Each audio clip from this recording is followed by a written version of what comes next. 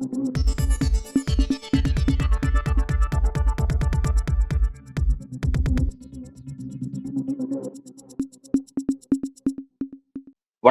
இன்றைக்கு நம்முடன் அரசியல் பேசுவதற்காக திராவிட இயக்க சிந்தனையாளர் திரு வல்லம் பஷீர் அவர்கள் இணைந்திருக்கிறார். சார் வணக்கம். வணக்கம். தமிழ்நாடு அடுத்து வர இருக்கக்கூடிய சட்டமன்ற தேர்தல் நோக்கி இப்ப வந்து கூட்டணி கணக்குகள் டிஸ்கஸ் பண்ண ஆரம்பிச்சுட்டாங்க. அரசியல் களத்துல பார்த்துட்டு இருக்கோம். ஆனா பெரும்பாலான டிஸ்கஷன் வந்து அதிமுக சுத்தியே இருக்கு அப்படின்றத பார்க்கிறோம். அதிமுக யாரோட அப்படிங்கிற மாரி விஜயோட போறாரா அல்லது பிஜேபியோட போறாரா அப்படிங்கிற மாரி டிஸ்கஷன் ஆரம்பிச்சுட்டு இருக்கு. இப்ப இந்த இடத்துலலாம் பேச வேண்டியது இருக்கு. இப்ப இபிஎஸ்க்கு என்னென்ன வாய்ப்புகள்லாம் இருக்கு அப்படின்னு பேச வேண்டியதா இருக்கு. இப்ப வந்து ஏன்னா இப்ப இபிஎஸ் சார்ந்து சில அப்டேட்ஸ் வந்துட்டு இருக்கு. அதாவது என்ன சொல்றேன்னா, டிடிவி தினகரன் என்ன சொல்றாரு அப்படின்னா, விரைவிலே வந்து எல்லாரும் எங்க கூட வரப்போறாங்க. அதிமுக ஒருங்கிணைக்கக்கூடிய பணியை நான் மேற்கொள்ள போறேன். இபிஎஸ் கையில இருந்து அதிகாரம் வந்து அவர்கிட்ட இருந்து வெளியேற போகுது அப்படிங்கிற மாதிரி ஒரு கருத்து சொல்லியிருக்காரு. அந்த சாத்தியங்கள் அதுக்கான வாய்ப்புகள்லாம் நீங்க எப்படி இருக்குன்னு பாக்குறீங்க? முதல்ல தொடர்ந்து தேர்தல் குறித்த நிலைப்பாடுகள் அதிமுகவை நோக்கியே இருக்கிறது என்று நீங்கள் ஒரு வார்த்தை பிரயோகத்தை பயன்படுத்துகிறீர்கள். நான் அதை எப்படி புரிந்து கொள்கிறேன் என்று சொன்னால், அதிமுக தான் இப்போது வாய்ப்பை பயன்படுத்திக் கொள்கிற இடத்தில் இருக்கிறது. எனவே அதிமுக குறித்த பேச்சுக்கள் இயல்பாகவே இருக்கும். இப்ப திமுகவுக்கு அந்த தேவையே இல்ல. எப்ப ஆர்கே நகர்ல இடைத்தேர்தல் நடந்ததோ அப்போது கட்டமைக்கப்பட்ட கூட்டணி. அது தொடர் வெற்றிகளை பெற்று இப்போது வரை நிலை பெற்றிருக்கிற கூட்டணியாக அது தொடர்கிறது.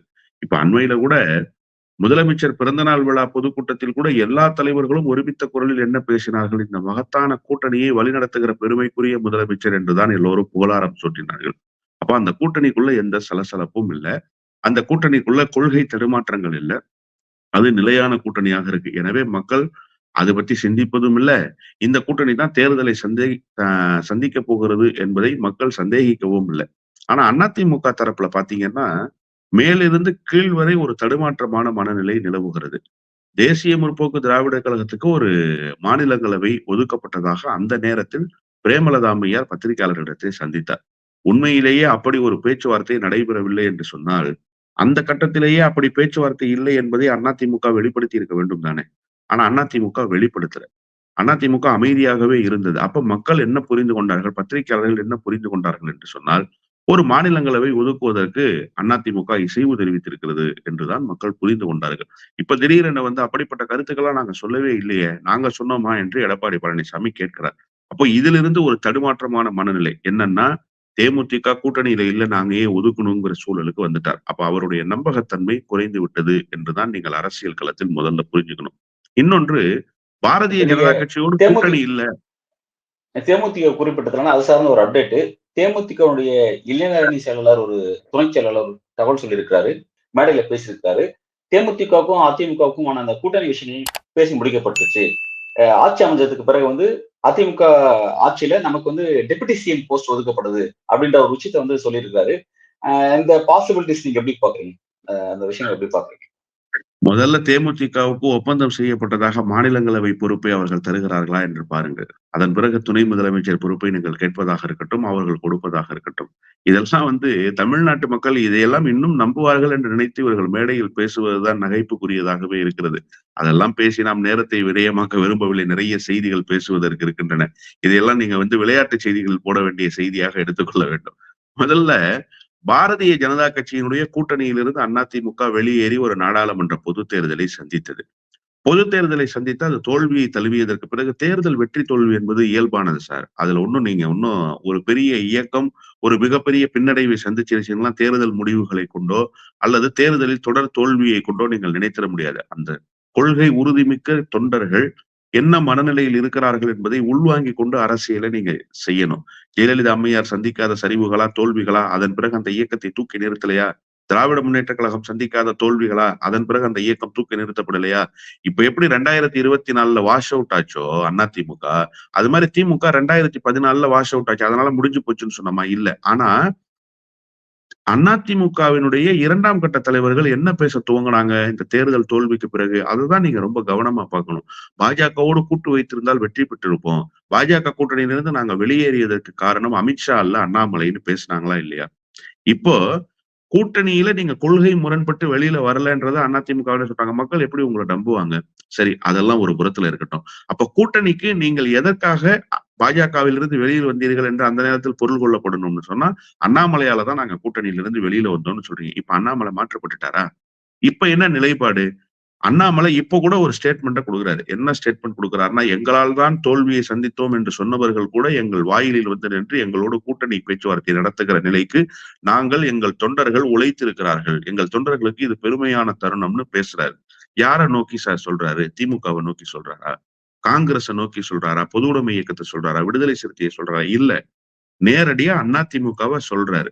இப்ப அதிமுகவின் தரப்புல எடப்பாடி பழனிசாமி மட்டும் தான் இந்த விஷயத்த வந்து அப்படியே மென்மையா கையாளுறாரு. ஆனா ஒட்டுமொத்த அதிமுகவும் இது வேறு மாதிரியாக கையாளுறாங்க. ஜெயக்குமார் என்ன சொல்றாரு? நாங்க யாரு வாசல்லயும் போய் நிக்க வேண்டிய அவசியம் இல்லன்னு சொல்றாரு. எடப்பாடி பழனிசாமி அந்த கருத்த தானே சார் ஆமோதிக்கணும். அந்த கட்சியினுடைய பொதுச் செயலாளர் கைக்கு மைக்கு போகுது சார் மறுநாள் சேலத்துல. அவர் என்ன பேசுறாருன்னா, "எங்க எங்களையா அங்க சொன்னாரு? நீங்களா ஏதாவது சொல்லாதீங்க. கூட்டணி பேச்சுவார்த்தை நடந்து கொண்டிருக்கிறது. 3 மாத காலத்துக்குள் நான் சொல்வேன் என்று அவகாசம் கேட்டிருக்கிறேன். நான் உங்கள கூப்பிட்டு சொல்றேன். அவர் சொன்னது எங்கள இல்லன்னு சொல்றார்."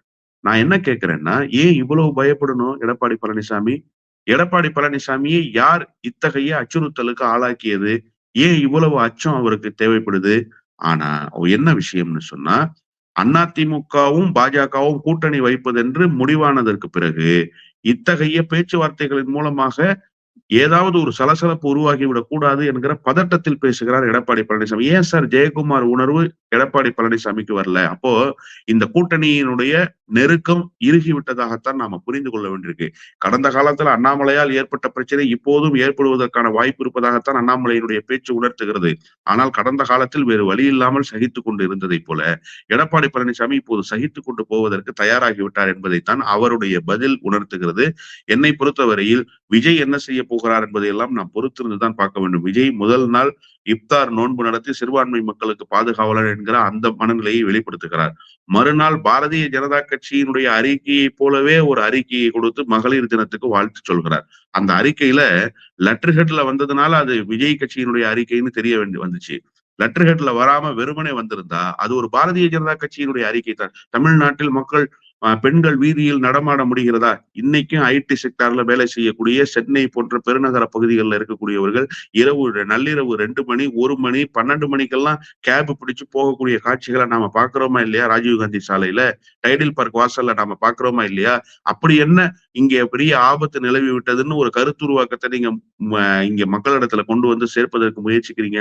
இது பாரதிய ஜனதா கட்சியினுடைய குரலாகவே வெளிப்படுகிறது.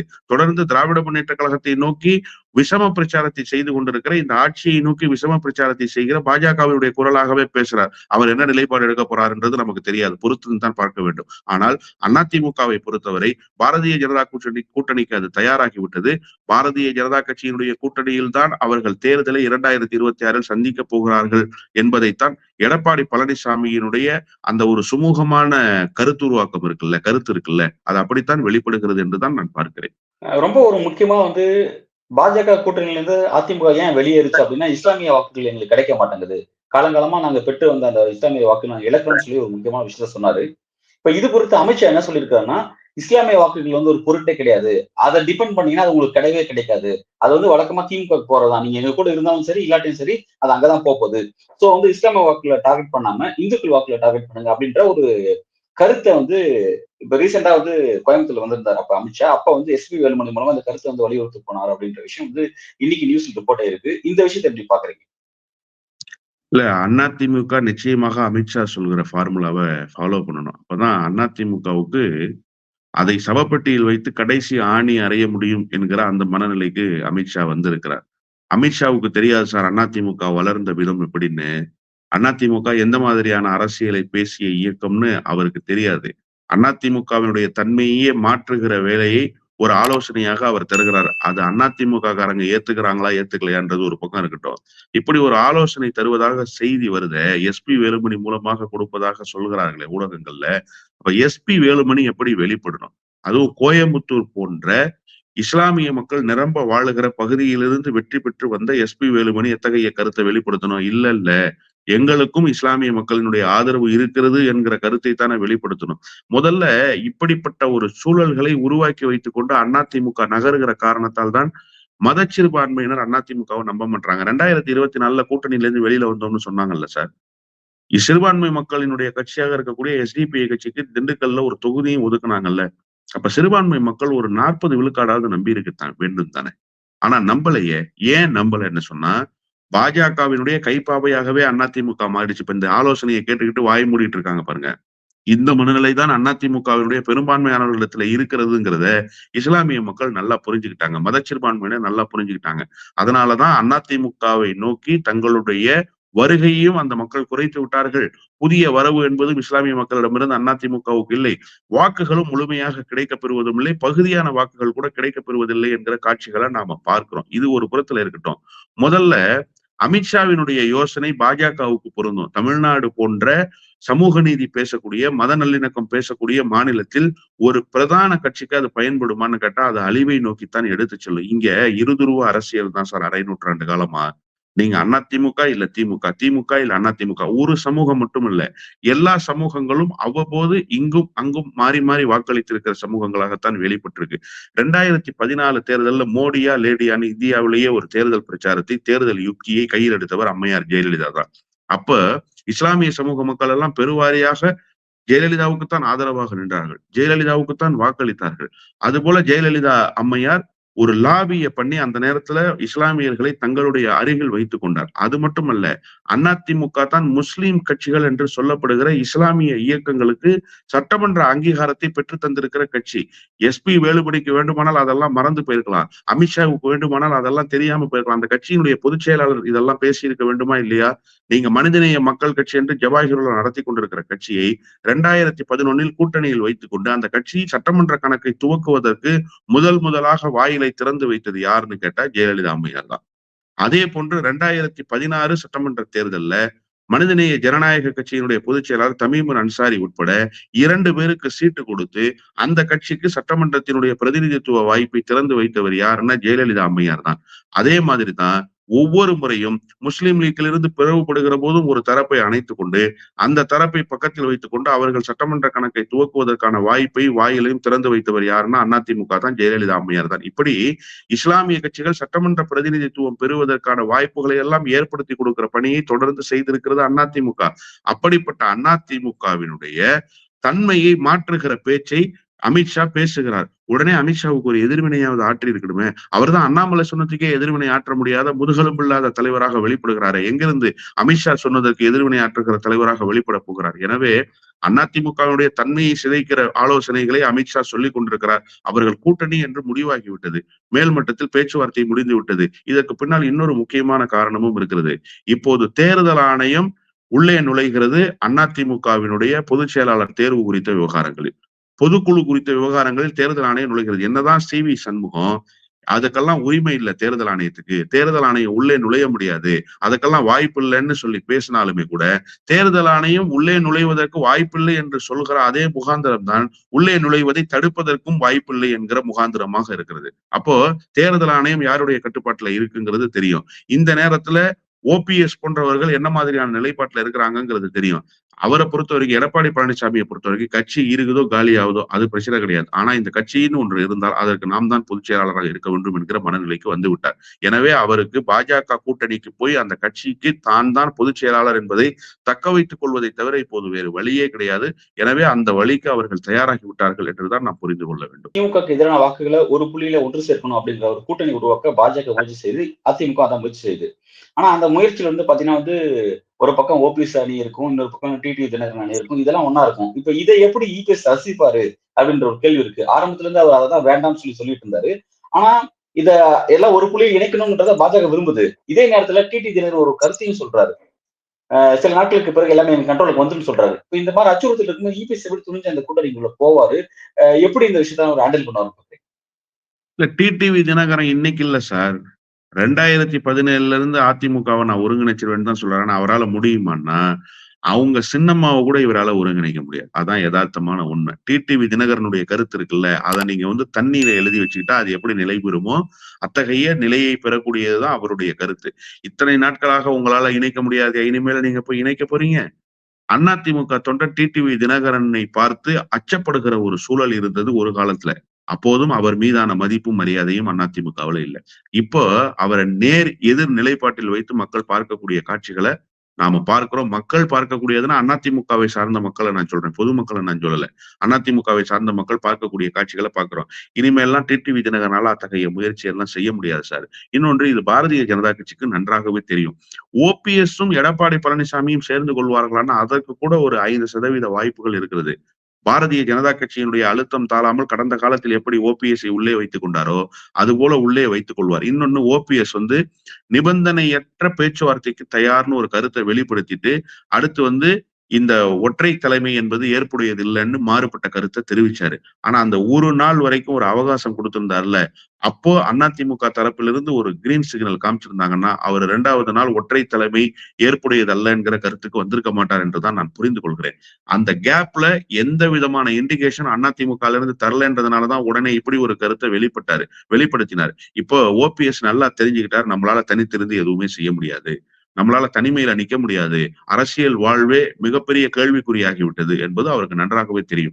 அப்போ அதிமுகவோடு ஒரு இணக்கமான போக்கை கையில் எடுத்து எடப்பாடி பழனிசாமியோடு இணைந்து போகலாம்ங்கிற மனநிலைக்கு அவர் வரலாம்.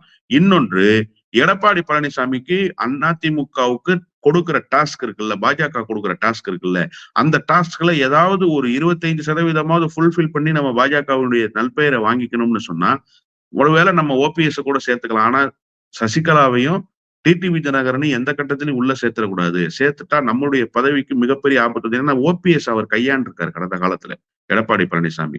பன்னீர்செல்வத்தை எப்படி கையாள்வது என்பது அவருக்கு நன்றாகவே தெரியும். அவருக்கு கொடுக்க வேண்டியதை கொடுத்து கவனிக்க வேண்டியதை வச்சு கவனிச்சுட்டா அவர் அமைதியா இருந்துருவாருன்னு எடப்பாடி பழனிசாமிக்கு தெரியும். ஆனா என்ன கவனிச்சாலும் என்ன கொடுத்தாலும் சசிகலா தரப்பையும் டிடிவி தினகரன் தரப்பையும் நம்மால கையாள முடியாதுன்னு அவருக்கு நன்றாகவே தெரியும். எனவே அந்த முடிவுக்கு அவர் வரமாட்டார். பாஜகவும் ஒரு கட்டத்துக்கு மேல ஒண்ணும் செய்ய மாட்டாங்க சார். இதுல குறைந்தபட்ச ஏதாவது ஒரு ஏற்புடைய கருத்து அதிமுகவிடமிருந்து வந்தால் அவர்கள் அத்தோடு விட்டு விடுவார்கள். முழுமையாக கொண்டு போய் சேர்க்க வேண்டும் என்று நினைக்க மாட்டார்கள். கடைசியில் எந்த வழியும் இல்லாமல் நிர்கதியாக நிற்கப் போவது டிடிவி தினகரனும் சசிகலா அம்மையாரும் தான். அவர்கள் இருவரும் தான் இப்போது சந்தியில் நிற்கப் போகிறார்கள் இந்த பேச்சுவார்த்தை முடிவுக்கு பிறகு, இந்த சுமூகமான உறவு ஏற்பட்டதற்கு பிறகு என்றுதான் நான் புரிந்து கொள்கிறேன். டிடிவி தினகரனால் எந்த கட்டத்திலும் அதிமுகவை ஒருங்கிணைக்க முடியாது. அதற்கான தலைமை அவரிடத்தில் இல்லை, அதற்கான ஆற்றலும் அவரிடத்தில் இல்லை என்றுதான் நான் புரிந்து கொள்கிறேன். எனவே இந்த ஓபிஎஸ் பேச்சுவார்த்தைக்கு ஓபிஎஸோடு இணக்கமாக போவதற்கு எடப்பாடி பழனிசாமி தயாராகிவிட்டால் பாஜக ஏற்படுத்துகிற முயற்சி ஓரளவுக்கு வெற்றி பெற்றுவிடும். அதனால் அந்த கூட்டணி அமைவதில் இயல்பான ஒரு சூழல் உருவாகிடும். அதனால பாஜகவுக்கு எந்த பிரச்சனையும் கிடையாது. பாஜக கூட்டணிக்கு போன எடப்பாடி பழனிசாமிக்கு அந்த கட்டத்துல எந்த பிரச்சனையும் வராது என்றுதான் நான் பார்க்கிறேன். இபிஎஸ்க்கு இன்னொரு வாய்ப்பு இருக்கான்னு பாக்குறீங்களா? அதாவது விஜய் கூட பயணிக்கிற ஒரு வாய்ப்பு இபிஎஸ்க்கு இருக்குமா அப்படின்னு அதை நீங்க எப்படி ப்ரெடிக்ட் பண்றீங்க? அதுக்கான வாய்ப்பு இருக்கா இல்லையா? இல்ல வாய்ப்புகள் நிச்சயமா இருக்கு சார். ஆனா அதுக்கு எடப்பாடி பழனிசாமி தாக்கு பிடிப்பாரான்ற கேள்வி இருக்குல்ல. இப்ப தேர்தல் ஆணையம் உள்ளார நுழைஞ்சிருச்சுங்கிற ஒரு செய்தியை நான் சொன்னேன்ல. இப்ப தேர்தல் ஆணையத்தை எப்படி எதிர்கொள்ள போறார்? சட்ட ரீதியாக இவர் பக்கம் நியாயங்கள் இருந்தாலுமே கூட தொடர்ந்து சமாதான பேச்சுவார்த்தையில ஈடுபடுகிறவர்களும் சரி, எடப்பாடி பழனிசாமிக்கு எதிராக அதிமுகவில் இருப்பவர்களும் சரி, டிடிவி தினகரன் தரப்பும் சரி, சசிகலா தரப்பும் சரி, எல்லோருமே ஒரு சேர ஒரு கருத்தை சொல்றாங்கல்ல. அதிமுகவினுடைய தொண்டர்களால் தான் பொதுச் செயலாளர் தேர்வு செய்யப்படணும்னு தான் கட்சி விதி. ஆனா அதிமுகவினுடைய தொண்டர்களால் பொதுச் செயலாளர் தேர்வு செய்யல. அதனால இந்த பொதுக்குழுவினுடைய முடிவு செல்லாது, இந்த பொதுச் செயலாளர் தேர்வு செல்லாதுன்னு சொல்றாங்கல்ல. அதுல நாளைக்கு ஏதாவது ஒரு பாயிண்ட் எடுத்து தேர்தல் ஆணையம் ஏதாவது ஒரு வகையில் அதிமுகவுக்கு நெருக்கடியை கொடுத்தா இந்த நெருக்கடியை எப்படி எடப்பாடி பழனிசாமி தாக்கு பிடிப்பார்? அதுதான் இப்ப இருக்கக்கூடிய கேள்வி. அப்போ அவருக்கு இருக்கக்கூடிய ஒரே வாய்ப்பு பாஜகவை அரவணைத்துக் கொண்டு தேர்தல் ஆணையத்திலிருந்து சுமூகமான முடிவை பெறுவதுதான். சுமூகமான முடிவை பெறுவதுதான். அதிமுக சின்னத்தை முடக்கியோ இல்ல அதிமுக இன்னும் பல பிளவுகளை ஏற்படுத்தியோ அதை முடக்குறது அப்படிங்கிறது திமுக வெற்றிக்கு தான் வழிவகுக்கும். அந்த விஷயத்த பாஜக செய்யும் நீங்க பாக்குறீங்களா? இல்ல மிரட்டுறது தானே சார். பாஜக செய்யும்னு சொன்னா உறுதியாக செய்வார்களா என்று கேட்டால் செய்யறதுக்கான வாய்ப்புகளை உருவாக்குவார்கள். ஆனா மிரட்டுறது தானே இத காரணம் காட்டி. இன்னொன்னு, எடப்பாடி பழனிசாமிக்கு ஒரு அச்ச உணர்வு இருந்துகிட்டே இருக்கு சார். நம்ம எப்படியாவது அப்புறப்படுத்தப்பட்டுருவோமோ, நம்மளுடைய நாற்காலி என்பது நிலையானதாக இல்லையே, நம்மை பொதுச் செயலாளராக ஒருமித்த கருத்தோடு ஏற்றுக்கொள்ளவில்லை. ஏன்னா அவருக்கு தானே தெரியும் பொதுச் செயலாளர் ஆகிறதுக்கு என்ன பாடுபட்டாருன்னு, என்னென்ன வேலைகள் எல்லாம் செஞ்சாருன்னு அவருக்கு தானே தெரியும். உங்களை விட என்னை விட அந்த வழியை உணர்ந்தவர் அவர் தானே. எனவே அவருக்கு அந்த அச்ச உணர்வு இருக்கிற காரணத்தால் அந்த அச்ச உணர்வை பயன்படுத்திக் கொள்கிற வேலையை பாஜக செய்யும். கடைசி நேரத்துல என்ன முடிவு? இப்ப தனித்து போட்டியிட்டாங்க 2024 தேர்தல்ல. பாஜகவுக்கு நல்லா தெரியும் நம்ம ஒரு தொகுதி கூட ஜெயிக்க மாட்டோம்னு. அதிமுகவோடு கூட்டணி இல்லாமல் அதிமுகவும் படுதோல்வியை தழுவும்னு தெரியும். ஆனாலும் 2 பேரும் தனித்தனியா தானே நின்னாங்க. தனித்தனியா நின்னதனுடைய விளைவு என்ன ஆச்சு? திமுக ஃபுல் ஸ்வீப் பண்ணி வந்துட்டாங்க. ஃபுல் ஸ்வீப் பண்ணி வந்தது யாருக்கு அந்த பாதிப்பு? முடிவு அதிமுகவும் இல்ல அந்த அந்த முடிவு தமிழ்நாடு பாஜகவோட முடிவு. தனித்து போணும் அப்படிங்கிற முடிவு தமிழ்நாடு பாஜகவோட முடிவு. அந்த முடிவை மோடி ரசிக தானே செஞ்சாரு. சரியான முடிவு தானே அத பார்த்தாரு. ஆமா சார். இப்ப கூட அதே மாதிரி ஒரு முடிவு சரின்னு பார்க்கலாம்ல. நீங்க சொன்னீங்கல்ல. இது திமுகவுக்கு சாதகமாக முடியும். எப்படி பாஜக அப்படி யோசிப்பாங்கன்னு சொல்லி. ஏன் கடந்த காலத்துல யோசிச்சிருக்காங்கங்கிற முன்னுதாரணம் இருக்கிறதுனால சொல்றேன். ஒன்றிய அரசை அமைக்கப் போகிற தேர்தலிலேயே அந்த முடிவை மோடி ரசிச்சாருன்னா, மாநில அரசை அமைக்கப் போகிற தேர்தலில் ஏன் ரசிக்க மாட்டார்? தன்னுடைய பிடிக்கு அவரு ஒத்து திரும்ப திரும்ப வரவில்லை என்று ரசிக்கிறாரு. மோடி திரும்ப திரும்ப ரசிக்க தான் செய்றாரு. ஆனா அமித்ஷா ரசிக்கிறாரான்னு தான் கேள்வி. ஏன்னா அமித்ஷா தான் பாஜகவுடைய அந்த தேர்தலுடைய விற்பனரா இருக்காரு. இப்ப அவர் வந்து இந்த விஷயத்த ரசிக்க மாட்டேங்கிறாருன்னா ஆரம்பத்துல இருந்து அதுதானே டாக்கா இல்ல போயிட்டு இருக்கு. ரசிப்பது இல்லை என்று சொன்னாலும், ரசிக்கிறார்கள் என்று சொன்னாலும், ஒரு நெருக்கடியை எடப்பாடி பழனிசாமிக்கு உருவாக்குவதன் மூலமாகத்தானே அவரை தன் பக்கம் வளைக்க முடியும். அந்த நெருக்கடியை கடைசி வரை கொடுக்க வேண்டும் என்று தானே பாஜக நினைக்கும். அந்த நிலையிலிருந்து கடைசி வரை இவருக்கு அழுத்தத்தை கொடுப்பார்கள். இவர் அழுத்தத்துக்கு ஆட்பட்டு போகிற ஒரு மனநிலையை உருவாக்குகிற வேலையைத்தான் பாஜக செய்யும் என்றுதான் நாம் உறுதியாக பார்க்க வேண்டியது. ஏன்னா கடந்த கால செயல்பாடுகள் அதைத்தான் உணர்த்துகின்றன. என்னோட இறுதி கேள்வி திமுகவுக்கு எதிரான வாக்குகளை அறுவடை ஒரு புள்ளியில அறுவடை பண்ணுவதற்காக வந்து தாவேகா பிறகு வந்து பாஜக, அதிமுக இவங்கெல்லாம் ஒரு அணியில இணைய வாய்ப்பு இருக்கா? இது கூட நாம் தமிழர் எல்லாம் இணைய வாய்ப்பு இருக்கா? அதுக்கான பாசிபிலிட்டிஸ் இருக்கா? எப்படி பார்க்குறீங்க? நீங்க குரூப்ல டூப் மாரி திடீர்னு ஒரு கட்சியினுடைய பேர சொல்றீங்க. நாம் தமிழர்லாம் இணைய வாய்ப்பு இருக்கா? அப்படின்னு சொல்லி. எனக்கு அத பத்தியெல்லாம் கருத்து இல்ல சார். ஆனால் அதே நேரத்தில் விஜய், அதிமுக, பாஜக இந்த மூவரும் இணைந்து திமுகவை வீழ்த்துவதற்கு வியூகம் வகுப்பதற்கான சாத்தியக்கூறுகள் நிரம்ப இருக்கின்றன. அதை நோக்கி விஜயும் மெல்ல நகருகிறார் என்பதைத்தான் நாம் அவருடைய நிலைப்பாட்டின் மூலமாக புரிந்து கொள்ள வேண்டும். ஆனால் ஒரே ஒரு செய்தி, விஜய் தன்னை முதலமைச்சர் என்று முன்னிறுத்திக் கொண்டுதான் இந்த பயணத்தை துவங்கி இருக்கிறார். நம்மோடு வருகிறவர்களுக்கு அதிகார பகிர்வை தர வேண்டும் என்றுதான் அவருடைய முதல் மாநாட்டில் முழக்கத்தை வைத்தார். அப்போ நீங்க அந்த இடத்திலேயே அடிபட்டு போறீங்க.